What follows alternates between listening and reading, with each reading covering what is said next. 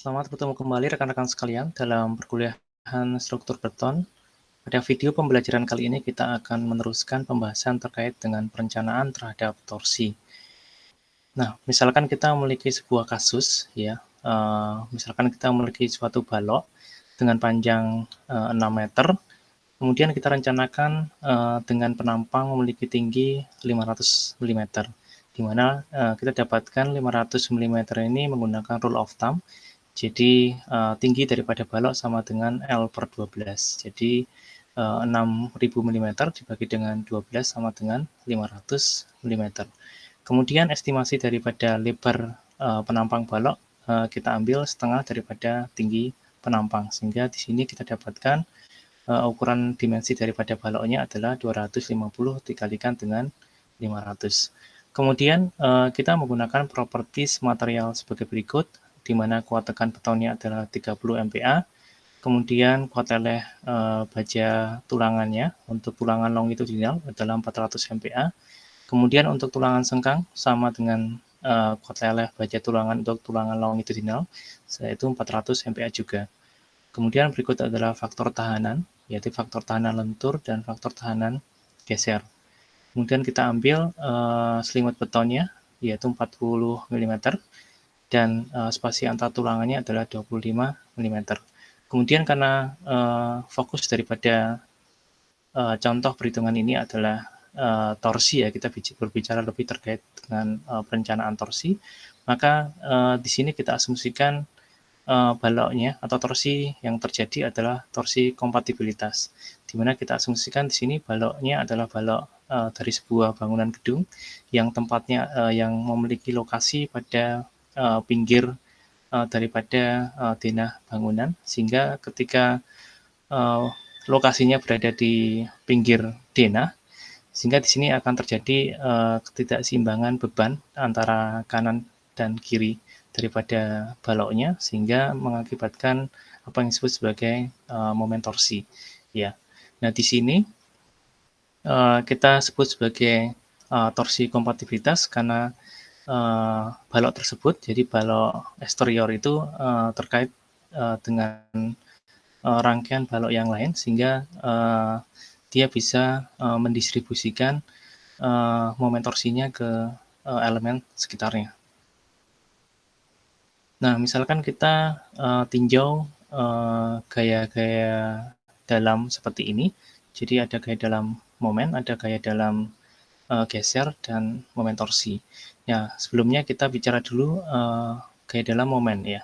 Jadi misalkan sebelah kanan adalah diagram gaya dalam akibat gravity loading, jadi beban gravitasi. Jadi akibat beban merata maka akan timbul gaya dalam geser seperti berikut, ya. Kemudian momennya adalah seperti pada gambar di bawah ini.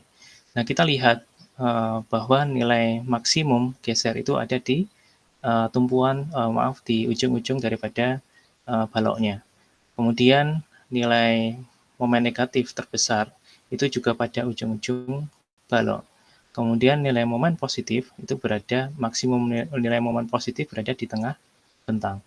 Nah, di sini kita lihat bahwa secara praktis biasanya kita membagi daerah balok itu menjadi daerah tumpuan dan daerah lapangan. Jadi daerah sepanjang L per 4, di mana L itu adalah panjang atau bentang daripada baloknya, itu kita sebut sebagai daerah tumpuan, yaitu di sini adalah tumpuan kiri. Kemudian L per 4 yang sebelah kanan kita sebut sebagai tumpuan kanan. Desain terhadap tumpuan kiri dan tumpuan kanan biasanya kita seragamkan, ya, itu kita sebut sebagai daerah tumpuan.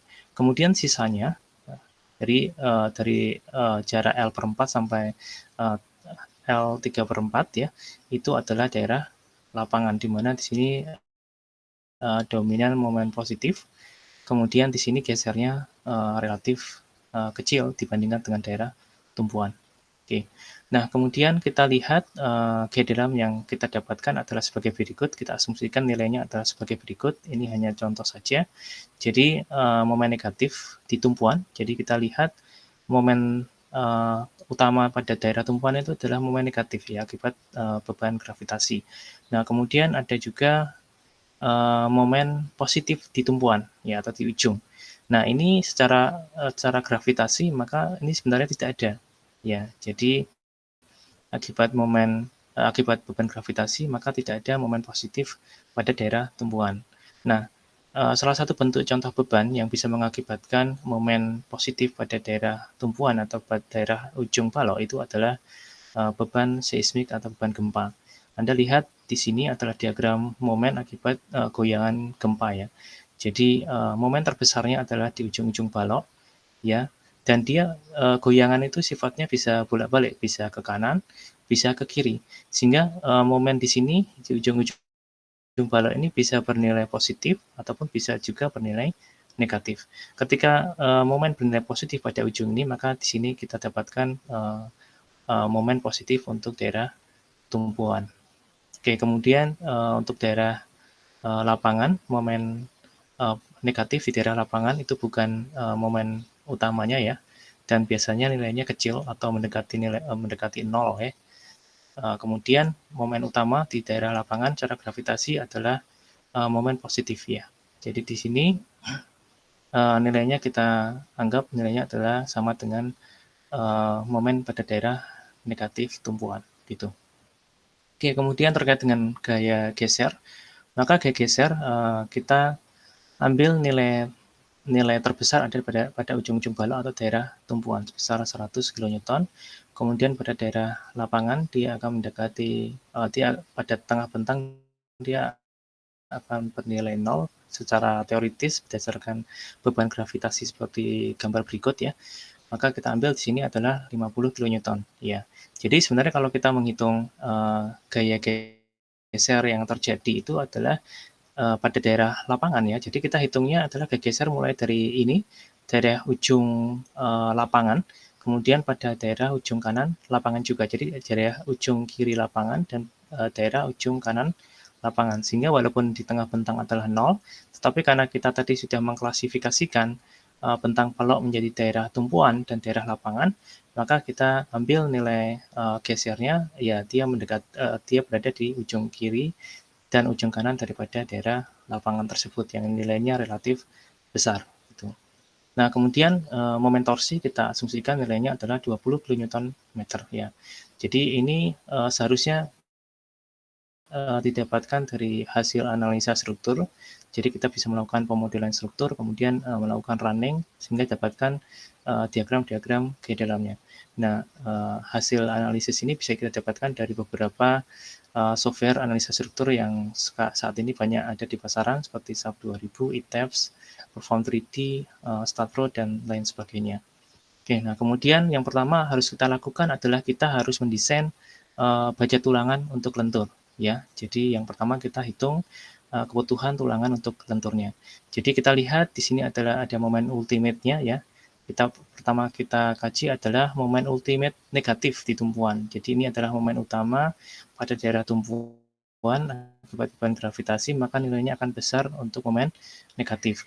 Nah, di sini kita lihat momen ultimate-nya adalah 100 kN meter, maka kemudian kita lihat bahwa berdasarkan metode LRFD bahwa kuat nominal itu, jadi maaf, kuat nominal momen lentur nominal dikalikan dengan faktor tahanannya itu harus lebih besar atau sama dengan momen ultimate yang terjadi. Sehingga kita dapatkan momen nominalnya kita hitung menggunakan rumusan berikut.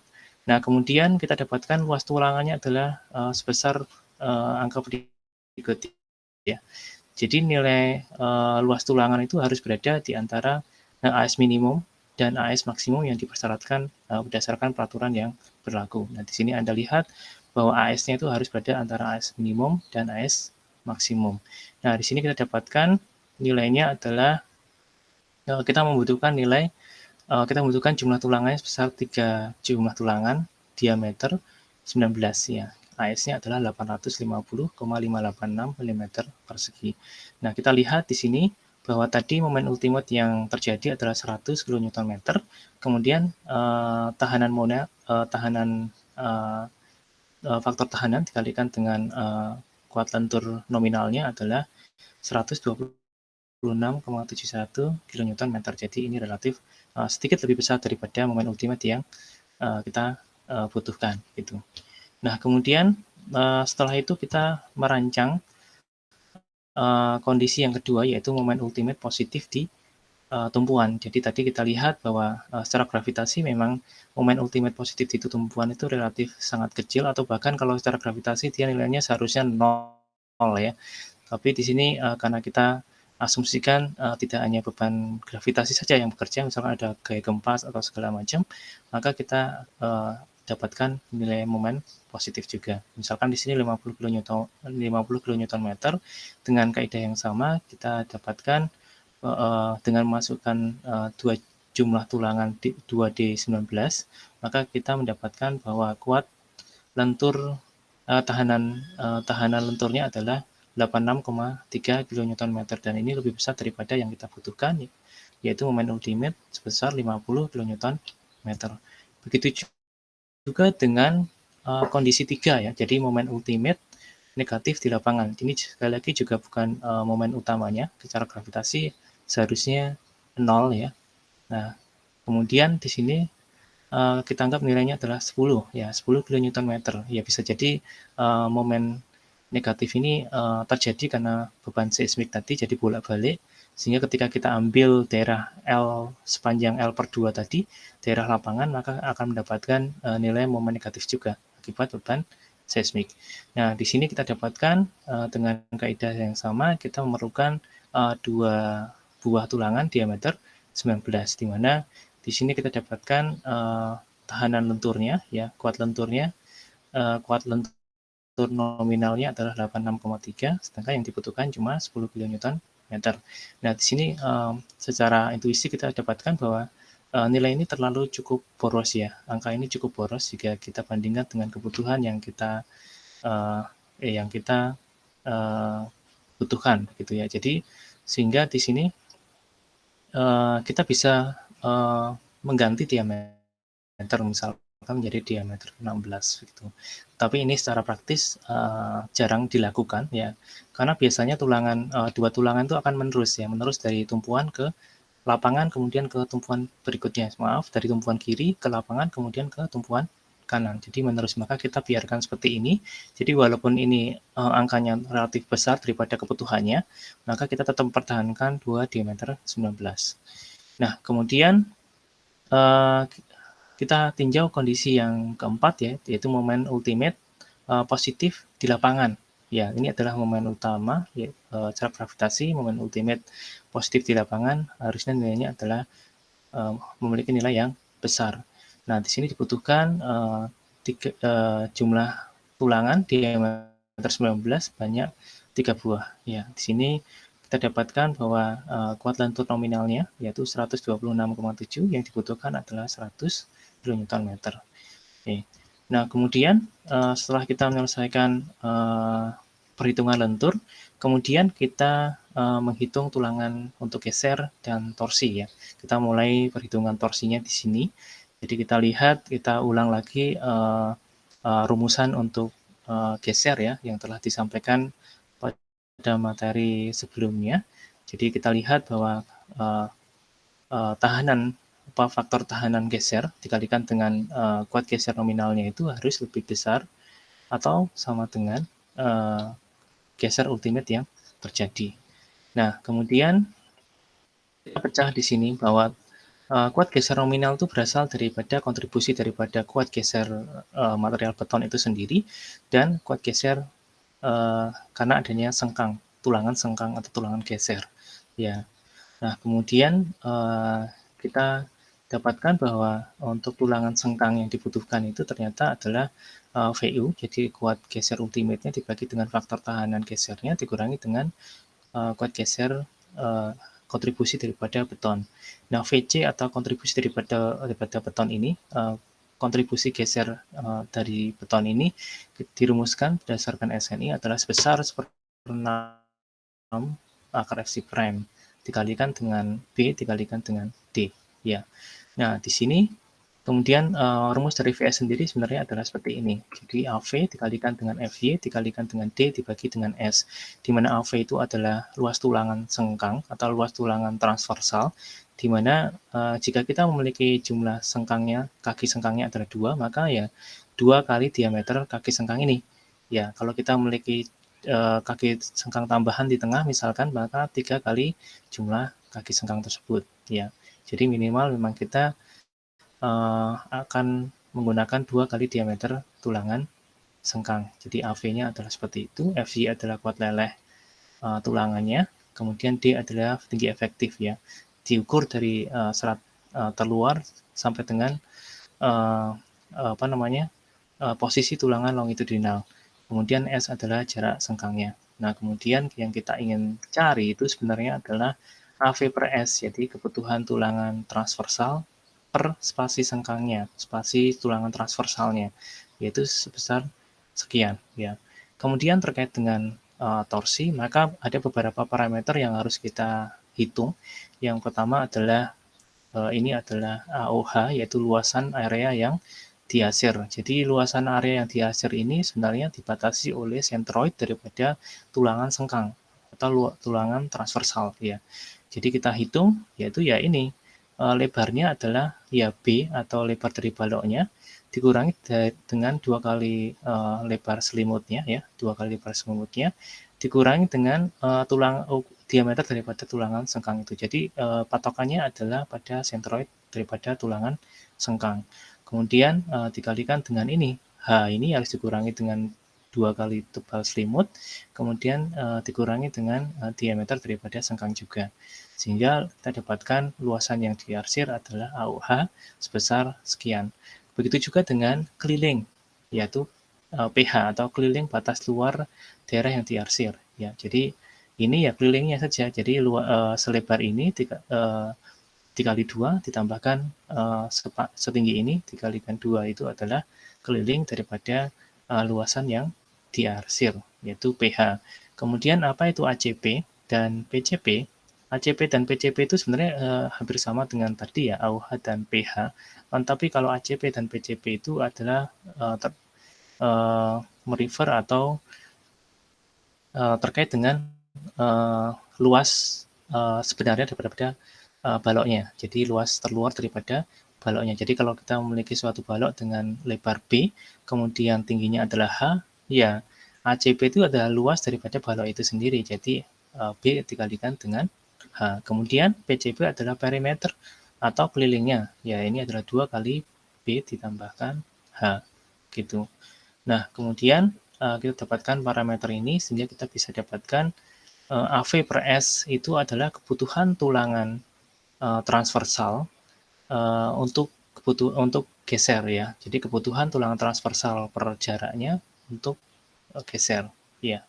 Nah, kemudian kita harus kombinasikan dengan kebutuhan tulangan transversal untuk torsi. Ya, yang pertama harus kita lakukan adalah yang pertama mengecek dimensinya terlebih dahulu dengan persamaan ini. Jadi formula ini harus lebih kecil atau sama dengan formula ini.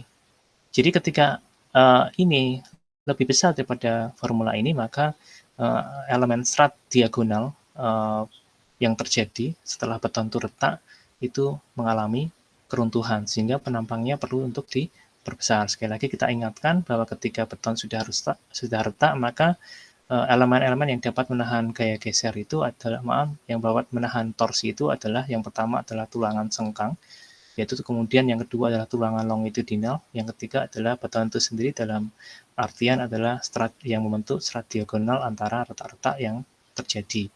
Nah, di sini kebetulan ketika kita mendapatkan penampangnya tidak perlu diperbesar. Nah, kalau Anda mendapatkan penampangnya perlu diperbesar, maka Anda harus perbesar penampangnya. Kemudian Anda ulang lagi analisisnya dari awal begitu. Jadi mulai dari perhitungan kapasitas lentur sampai dengan step di sini juga. Kemudian misalkan di sini penampang tidak perlu dibesar, kemudian kita cek apakah butuh tulangan torsi atau tidak. Jadi peraturan mensyaratkan bahwa jika gaya torsi ya, momen torsi yang terjadi itu lebih kecil daripada 1/4 TCR, yaitu momen torsi yang dapat mengakibatkan crack atau retak pada penampang, maka itu gaya atau momen torsi tersebut dapat diabaikan. Ya, ternyata di sini lebih besar daripada ini, jadi dibutuhkan tulangan torsi. Oke.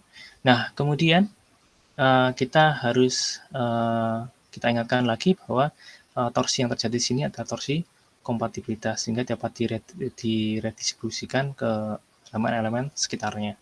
Nah, kemudian di sini kita dapatkan bahwa ketika kita menjumpai jenis torsinya adalah torsi kompatibilitas, maka kita tidak perlu mendesain sesuai dengan momen ultimate torsi yang terjadi.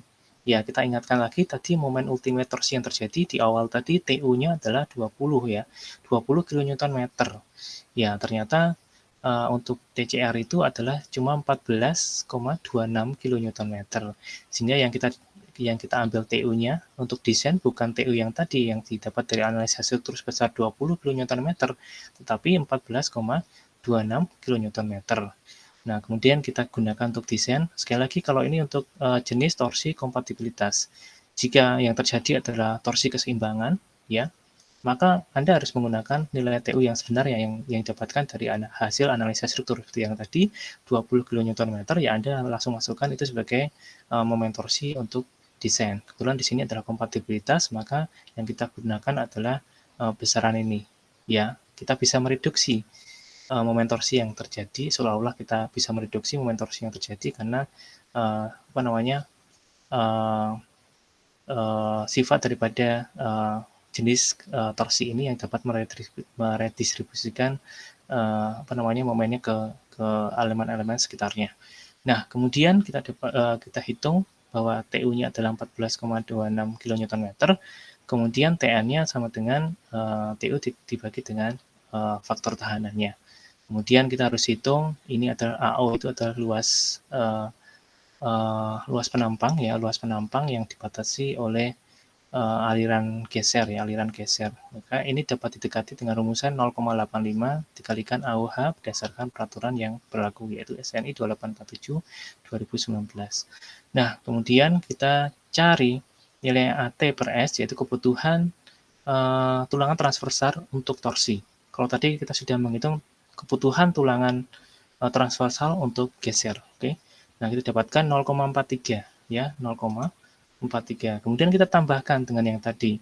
Jadi kita jumlahkan, jadi tadi adalah kebutuhan tulangan geser atau kebutuhan tulangan transversal untuk geser itu harus ditambahkan dengan 2 kali kebutuhan tulangan transversal untuk torsi.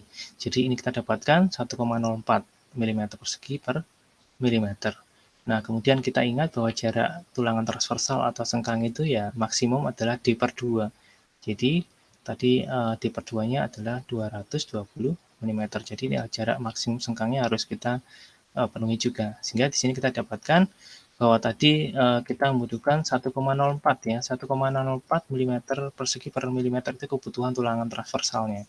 Kita gunakan 2 kaki D10 mm ya, diameter 10, jarak 150 mm. Ini untuk daerah tumpuan ya. Kita dapatkan angkanya AVT per S itu adalah jumlah totalnya 1,047. Jadi hampir sama, tapi sedikit lebih besar daripada kebutuhan tadi ya. Jadi 1,04. Nah, ini 1,047. Nah, kemudian setelah kita menghitung kebutuhan tulangan transversal untuk geser dan torsi, kemudian kita menghitung tulangan kita menghitung tulangan lentur untuk torsi ya. Tapi kita harus kombinasikan tulangan lentur untuk kebutuhan lentur itu sendiri ya. Tulangan longitudinal untuk kebutuhan lentur. Nah, misalkan tadi kita dapatkan bahwa tulangan longitudinal perlu untuk lentur adalah 985 mm persegi. Kita hitung seperti apa? Ya, kita kembali ke slide sebelumnya. Jadi kebutuhan lentur adalah ini ya. Jadi mulai dari sini. Jadi kebutuhan tulang lenturnya adalah ini, AS-nya ini, 661,8. Ini adalah untuk tulangan atas ya, ultimate negatif di tumpuan. Harus kita tambahkan dengan kebutuhan untuk momen ultimate positif di tumpuan juga pada daerah tumpuan ya. Jadi 661,8 kita tambahkan dengan ini, 322,7 mm persegi. Oke, kita dapatkan seperti ini ya, maaf. Nah, kita dapatkan angkanya adalah seperti ini, 985 mm persegi. Kemudian tadi kita tulangan longitudinal perlu untuk torsi, kita hitung menggunakan rumusan ini. Dapatkan 486 mm persegi, di mana karena untuk struktur non prategang kita bisa memasukkan tetanya adalah 45 derajat. Nah, kemudian di sini tulangan longitudinal perlu untuk lentur dan torsi adalah kita jumlahkan antara ini 985 mm persegi plus 486 mm persegi, sehingga kita dapatkan 1471 mm persegi. Ya. Kemudian kita hitung tulangan longitudinal terpasang itu sebenarnya berapa sih? Ya, kita harus balik lagi ke sana. Kalau tadi kebutuhannya, kita sekarang bicara luasan yang terpasang. Ya, kita luasan yang terpasang, kita kembali lagi ke perhitungan lentur ya. Kita masuk lagi ke sini, yang terpasang adalah ini, ya, 3D19 ya luasannya adalah 850,586. Ini untuk negatif di tumpuan. Kemudian kita harus tambahkan luasan ini dengan positif di tumpuan, luasan tulangan positif di tumpuan, yaitu ini 567,057. Jadi kita tambahkan dengan yang ini. Oke, kita kembali lagi ke tadi. Ya, kita kembali lagi ke sini. Maaf, jadi ke sini ya. Jadi ke sini kita dapatkan bahwa tulangan longitudinal terpasang adalah 1418 mm persegi. Jadi yang kita butuhkan adalah 1471 mm persegi. Yang kita punya hanya segini, maka kita harus menambahkan tulangan torsi, tulangan longitudinal untuk torsi. Ya, dibutuhkan adalah 53 mm persegi. Nah, kemudian tulangan ini kita wujudkan dengan memasang misalkan menggunakan diameter 6 mm ya. Diameter 6 mm ternyata yang dibutuhkan adalah dua pasang ya. Sejumlah dua pasang. Jadi 2 D 6 mm.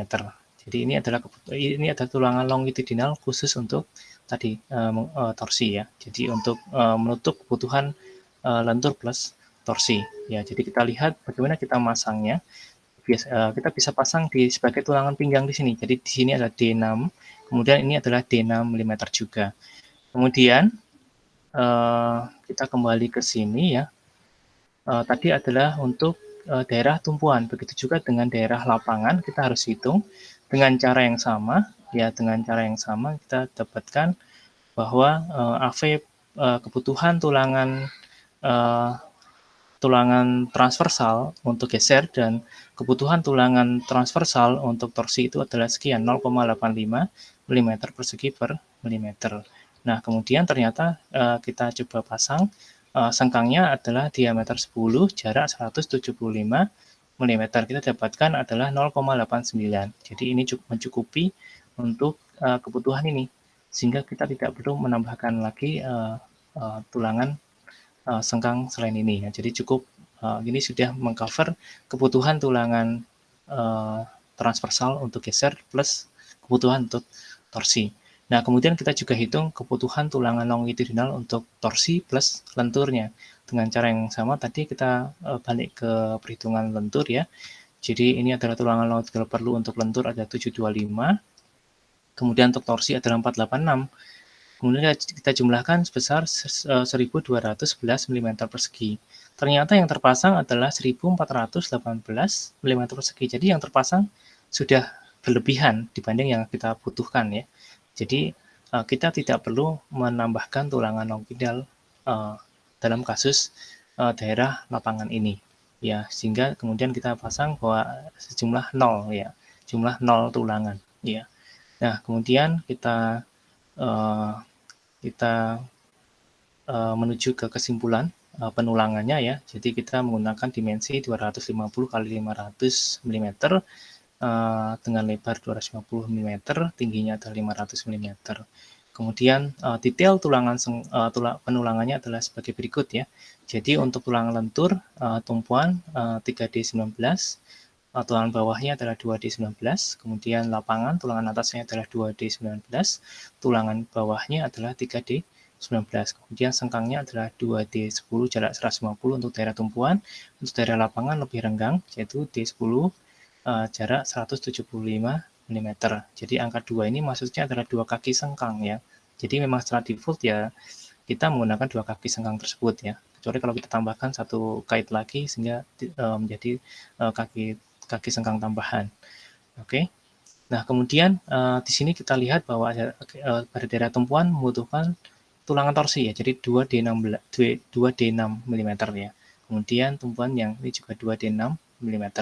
Nah, kemudian dalam secara praktis mungkin kita bisa pasang ya, walaupun di lapangan tidak dibutuhkan, kita bisa pasang menerus ya. Jadi sebagai tulangan pinggang, jadi di tengah ketinggian penampang tadi kanan kiri ya, 2D6 2D6 mm dipasang menerus dari tumpuan sampai dengan lapangan, kemudian ke tumpuan yang berikutnya gitu. Oke, demikian materi kita pada video pembelajaran kali ini. Terima kasih atas perhatiannya. Kita ketemu lagi dalam video pembelajaran berikutnya.